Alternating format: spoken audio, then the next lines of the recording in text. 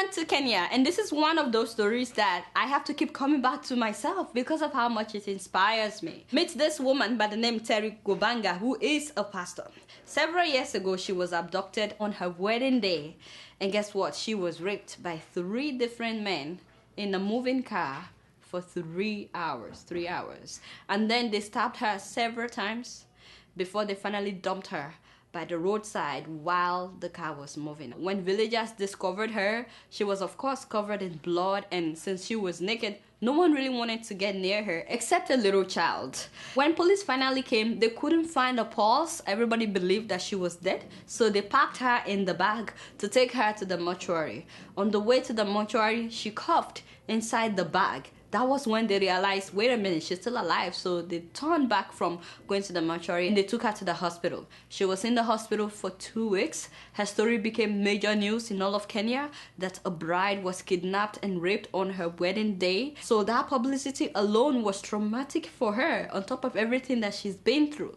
And then guess what? Doctors came in and told her that when she was stabbed in the stomach, her womb ruptured. Therefore, she would never be able to have kids. I was at that place in my mind asking God, do you care? Every time I had any male voice, I was told I was very violent. Not one person, 3, you know. I'm not saying one is better. Rape is rape at whatever level. But you know, one wonderful thing is her fiancé did not leave her side the whole time, and he still wanted to marry her, although everything that had happened overwhelmed her. So it took a year after the incident before they finally got married, and miraculously, some of those who read about her story in the news decided to pay for her wedding. She got everything for free, everything paid for, including the honeymoon.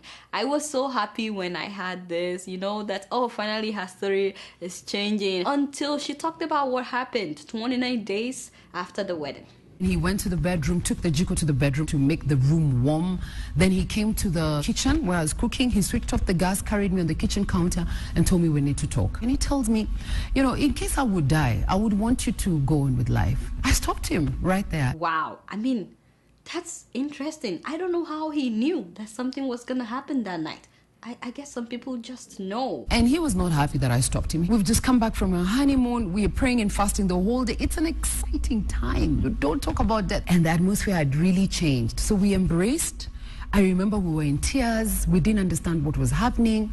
And we prayed. Anyway, to cut a long story short, that night, they both inhaled carbon monoxide from the heating stove that he bought called Jiko, which he was trying to use to keep her warm. By the time that neighbors got to them, of course, both of them couldn't move for a long time. By the time the neighbors forced the door open and got them to the hospital, she made it, but unfortunately he did not. I'm in tears. I'm in shock. I'm still waiting for someone to tell me that's a dream. Have you seen his body? They refused for me to see the body.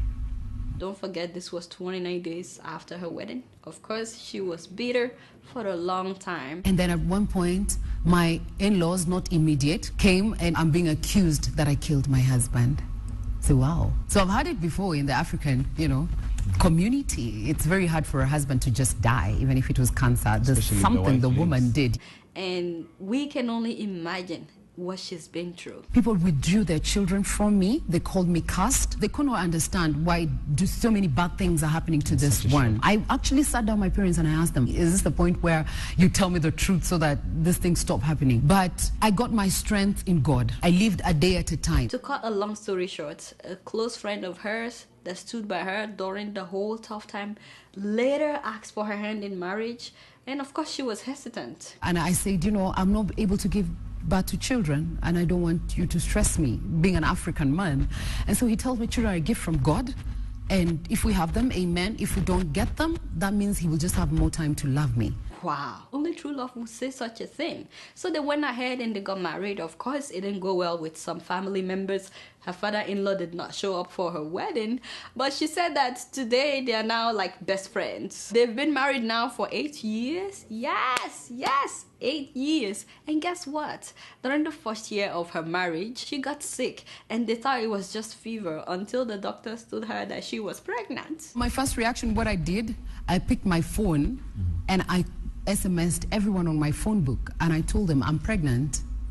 Some of them were asking me, who are you? And my reply was, I am pregnant.